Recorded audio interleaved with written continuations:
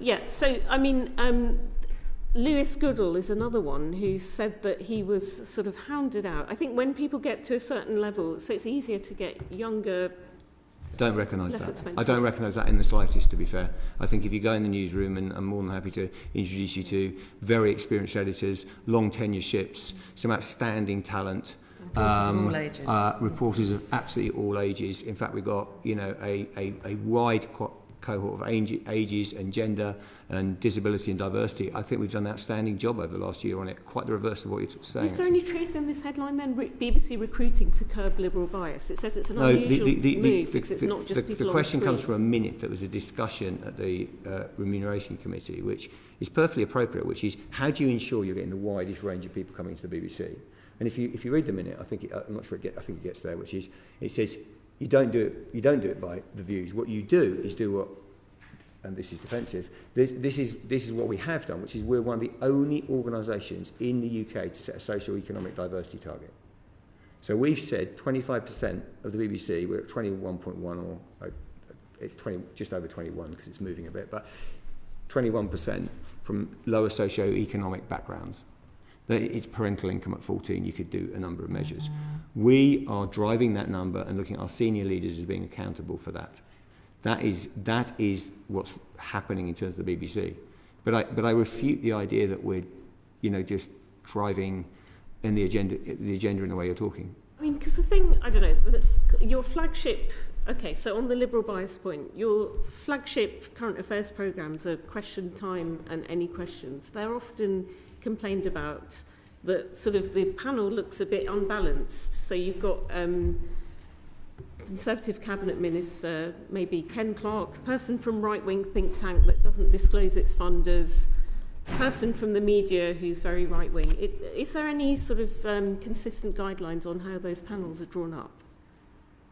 Well, what Mentor, the independent company that makes Question Time, does with input from BBC Scotland, which manages that process, is to try and achieve over time a wide range of contributions from a wide range of people with a wide range of views.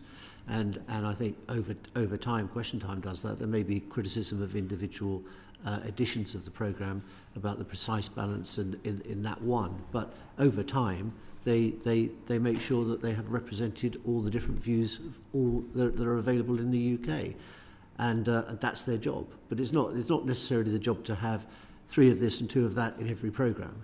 Okay, it just feels trade unionists are very rare on those programmes. You hardly ever see them.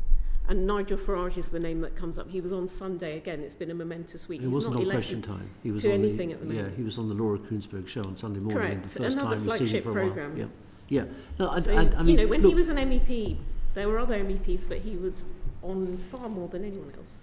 And he's not even elected to anything at the moment. Yeah, I'm not sure that's the case, but nonetheless, the objective of it is to achieve a wide range of views and make sure that they're represented, so that the whole of the UK is represented, Scotland, Wales, Northern Ireland, England, and all of the different political perspectives and views that are available, and also to make the programme entertaining and interesting at the same time. So all of those are objectives of the Question Time team, and if you look at it across the span of the programme, I think they do a very good job. We get a wide variety of complaints in terms of people's assumptions around the panels or views around the panels. What I would say, if you meet the editor of Question Time or go and visit, many of you will have done, Any Questions, I think you see a really high quality team. It's trying to get the balance right, is deeply attuned to the issues you're talking about in terms of the balance. And as David said, now and again you might have 2 people loosely, or 2 people, there's a constant dialogue around that. They're wise people doing good things, is what I'd say. It does feel... Okay, last on this, and then one small one. Bring it in. Just when John Barnes said, I think it was in the Gary Lineker scandal, BBC wants to pick and choose its impartiality. It does feel a bit like that. You said it's a watchword, but it seems a bit inconsistent.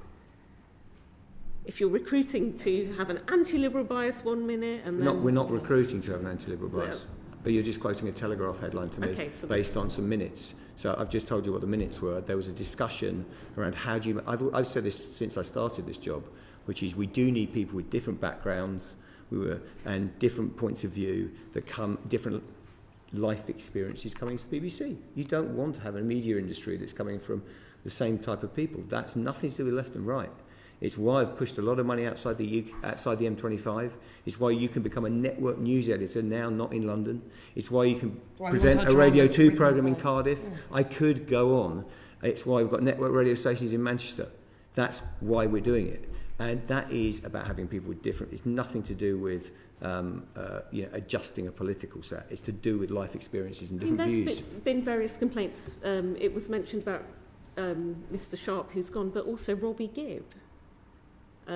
Lewis Goodall claimed that he made his life intolerable. There's been various editorial things that he was a previous number 10. I think we're really clear that as editor-in-chief with the Deborah Turner's in charge of news, we're the ones driving the newsroom and the coverage. Okay, just last small thing. I was having a flashback to 2010, BBC's Tim Davie. I'm passionate about Radio 6, but it has to go. Amongst these, and luckily that did not come to pass, that was 2010. You had blacker hair, so did I, in those days. But look, with these local radio cuts, BBC Introducing is going to go. Jake Bugg, George Ezra, a whole load of new talent came through that stream. Is it, and I accept you've been dealt a bad hand. We'll keep BBC Introducing, and it's very, very important.